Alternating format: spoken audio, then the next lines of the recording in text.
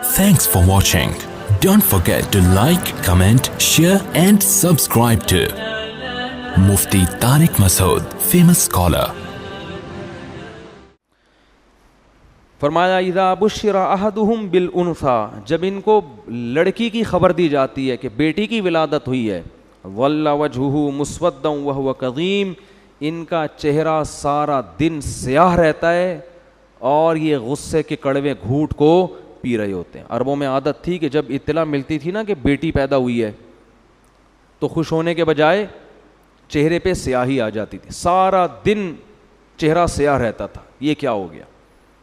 ان کے ہاں بیٹیوں کا یہ مقام تھا.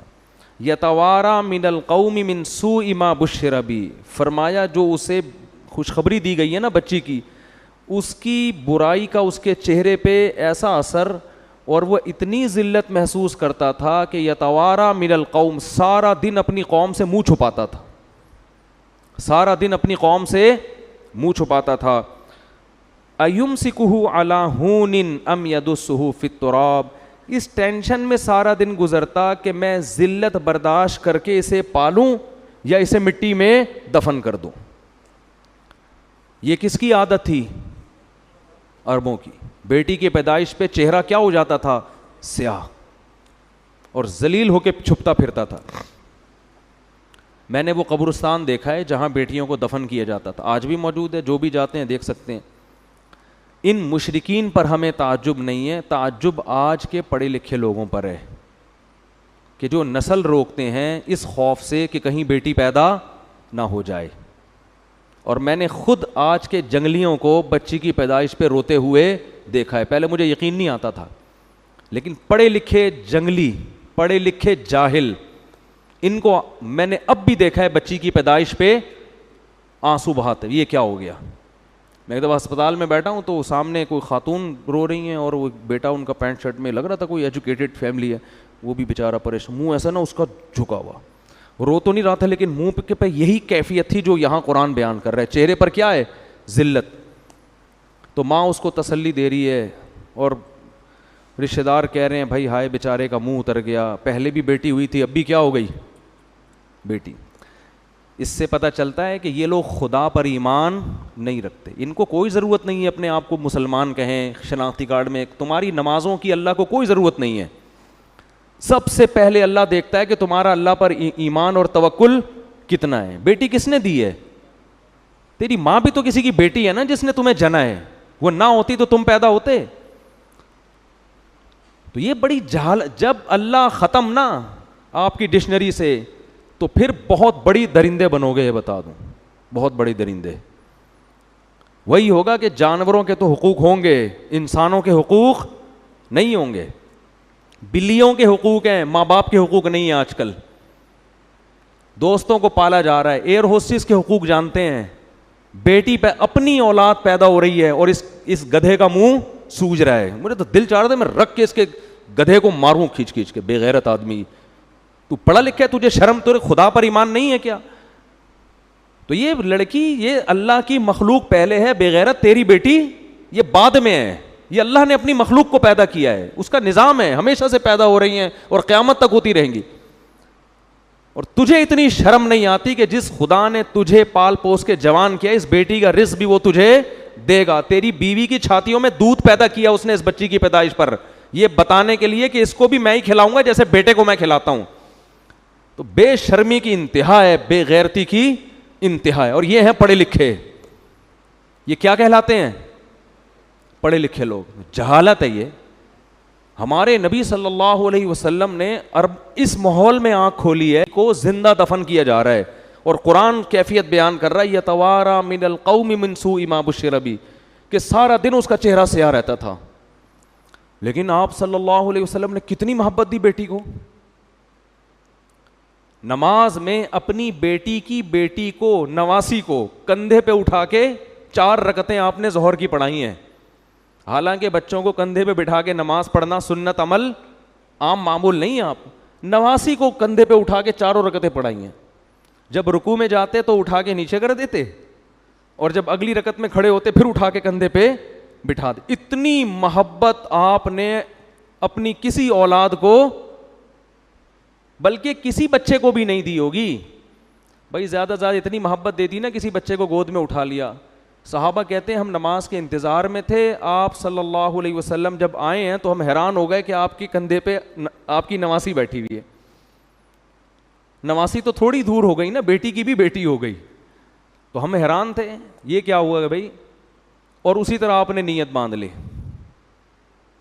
ہے بھائی, سید الانبیاء ہیں اور نواسی کو کندھے پہ بٹھا کے نماز پڑھا رہے ہیں, پیچھے ابو بکر, عمر, عثمان, علی جیسے لوگ کھڑے ہوئے ہیں, اتنی مبارک محفل.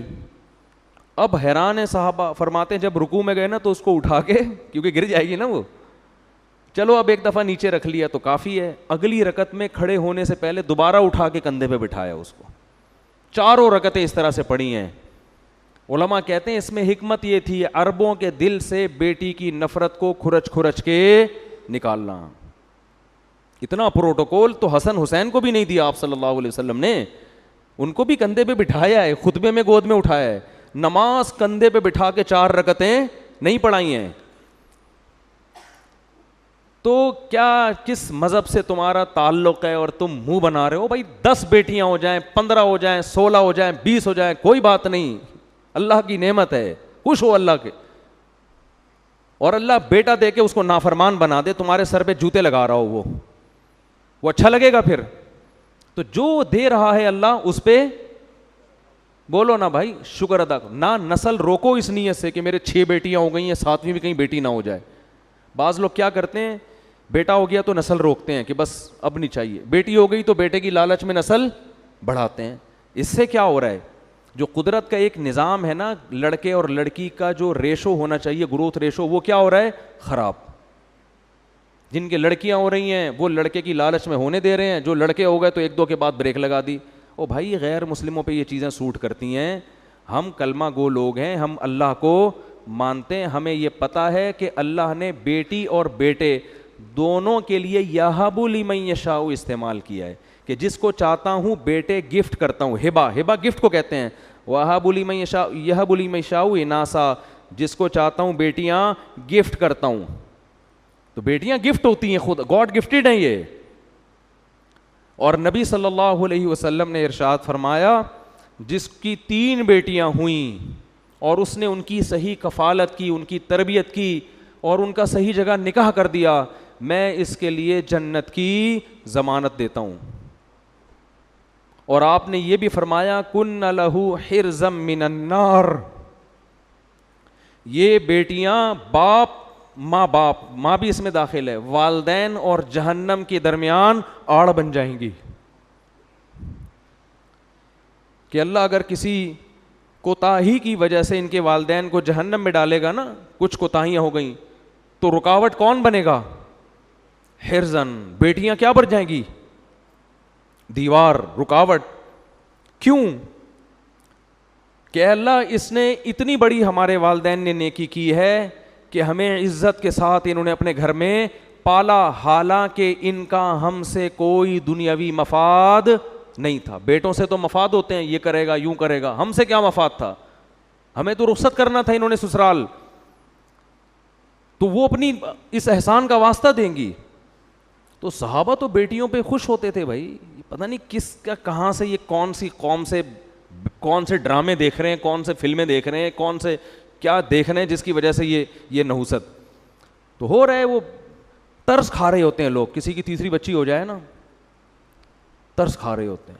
یہ جاہلوں والی باتیں ہیں, یہ غیر مسلموں پہ سوٹ کرتی ہیں. ان میں بھی جو بہت ہی پرلے درجے کے جاہل ہیں, ہر غیر مسلم بھی ایسا نہیں ہوتا, یہ ان پہ سوٹ کرنے کی باتیں. ہم فخر کرتے ہیں بھائی, بیٹیاں بھی دے اللہ, بیٹے بھی دے. او یزوجہم ذکرانا و اناسا, فرمایا جس کو چاہتا ہوں گفٹ میں بیٹیوں کی لائن لگا دیتا ہوں, جس کو چاہتا ہوں گفٹ میں بیٹوں کی لائن, اور جس کو چاہتا ہوں ہٹو بچوں, ٹھیک ہے نا, بیٹوں کی بھی لائن اور بیٹیوں کی بھی لائن. جب زیادہ ہوتے ہیں تو پھر دونوں ہی ہوتے ہیں. یہ جو روک رہے ہیں نا 2 کے بعد نہیں, تو پھر یہاں ترسا کے اللہ دیتا ہے. پھر اگر نسل کو ایسے ہی پیدا ہونے دو کہ بھئی اللہ جتنی چاہے اولاد دے, تو ہو سکتا ہے آپ کے 4 بیٹیاں ہوں, پھر لائن سے 4 بیٹے ہو جائیں.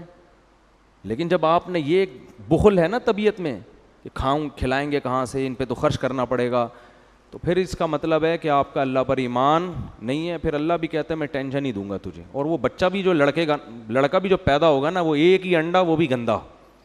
بولو گے یار ایک بچہ لڑکا ہوا اور وہ بھی کم بخت, بولو کسی کام کا نہیں. توکل کرو, اللہ پہ اعتماد کرو, نہ بہنوں کو ٹینشن سمجھا کرو اور نہ بیٹیوں کو. نبی نے بہنوں کی کفالت پہ بھی خوشخبریاں سنائی ہیں.